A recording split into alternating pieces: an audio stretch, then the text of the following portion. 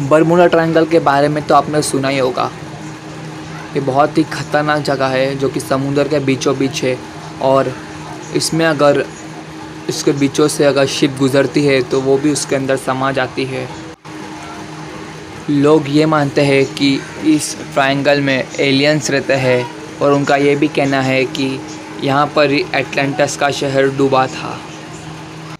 तो आपको आज इस वीडियो में पता चलेगा कि बरमूडा ट्रायंगल के बारे में क्या सही है और क्या झूठ है, और ये भी आपको पता चलेगा कि एक इंसान है जो बरमूडा ट्रायंगल से ज़िंदा लौट कर आया है। इस वीडियो को पूरा देखना क्योंकि आज की वीडियो बहुत ही इम्पोर्टेंट है आप सबके लिए। मैं आपको ये भी बता दूं कि बरमूडा ट्रायंगल में यूएसए की एक बहुत ही बड़ी शिप डूब चुकी है, जो कि इसको डूबे हुए 101 साल हो चुके हैं, जिसमें 11,000 किलो कोयले थे और 300 पैसेंजर सवार कर रहे थे। ये हादसा हुआ था वर्ल्ड वॉर 1 के दौरान, और तब इसमें अंदाज़ा लगाया गया कि जर्मनी ने ऐसा किया है, मगर जर्मनी से जब पूछा गया तो जर्मनी ने भी ऐसा नहीं किया था। तो तब थोड़े दिनों बाद ये सोचा गया कि ये शिप जो डूबा है वो ओवरलोड होने के कारण डूबा है। हादसा नंबर 2,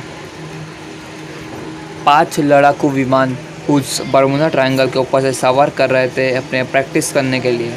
तो फ्लाइट नंबर 19 का अचानक से रेडियो नेटवर्क हट गया और वो अचानक से गायब हो गया, और जब उसको देखने के लिए वो कभी नहीं मिला, और उसको देखने के लिए जब रेस्क्यू टीम को भेजा गया तो एक प्लेन में 13 लोग सवार थे और वो भी अचानक से गायब हो गए। तो पूरी टीम एकदम परेशान हो गई थी और वो प्लेन का आज तक भी कहीं पता न चला और उनका संपर्क भी पूरा टूट गया।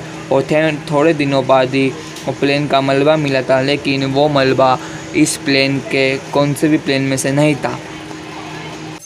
एक पायलट है जो कि ये दावा करता है कि वो बरमूडा ट्रायंगल से ज़िंदा लौट कर आए थे, और पायलट का नाम है ब्रूस गैर्नॉन।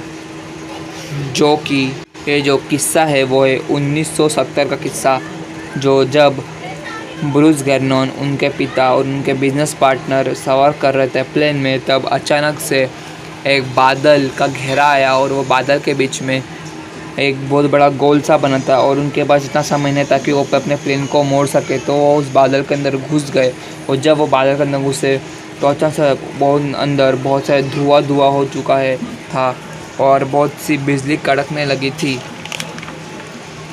उनको ऐसा लगा कि वो दूसरी दुनिया में आ गए हैं। वो बहुत ही डर गए थे, और ये किस्सा टोटल 3 मिनट तक चलता रहा, और उनका जो कंपास था और जो प्लेन का रेडार था वो भी बहुत तेज़ी से घूमने लगा था, और वो तीनों जन बहुत ही डर गए थे। जब वो बाहर आए तो उनको नीला आसमान, पानी कुछ नहीं दिखा, तब बल्कि उनको पूरा फॉग दिखा। और जब उन्होंने अपने प्लेन सेंटर से संपर्क करने की कोशिश की तो उनका संपर्क भी टूट चुका था, क्योंकि रेडार अचानक से घूमने लग गया था और कुछ भी सिग्नल नहीं आ रहे थे।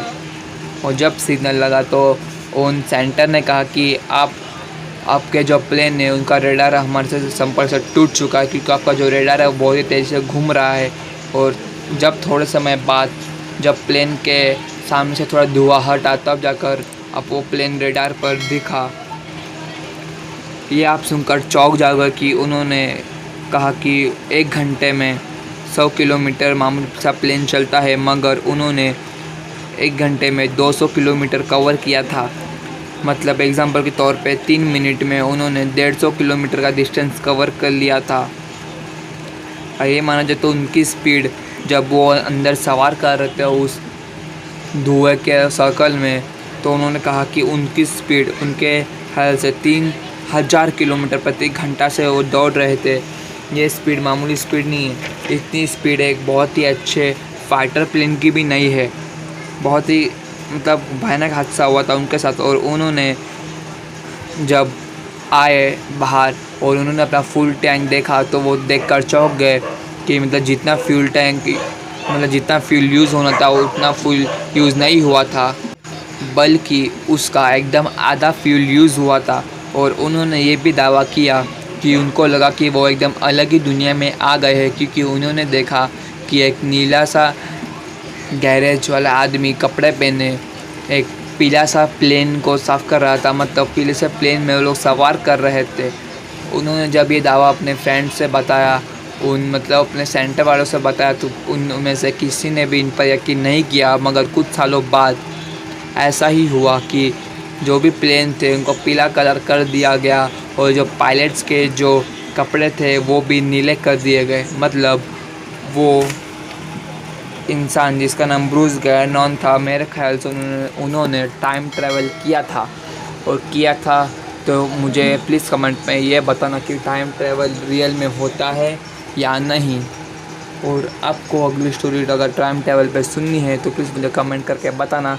और ये सब कितने हद तक बरमूडा ट्रायंगल की कहानी सच है या नहीं मुझे नहीं पता, मगर ये ज़रूर जानता हूँ कि बरमूडा ट्रायंगल का रहस्य आज तक रहस्य ही बन चुका है। गाइस, आपको ये सब स्टोरी कैसे लगी प्लीज़ मुझे कमेंट करके बताना। और प्लीज़ ये वीडियो को लाइक कर देना, कमेंट कर देना छोटा सा।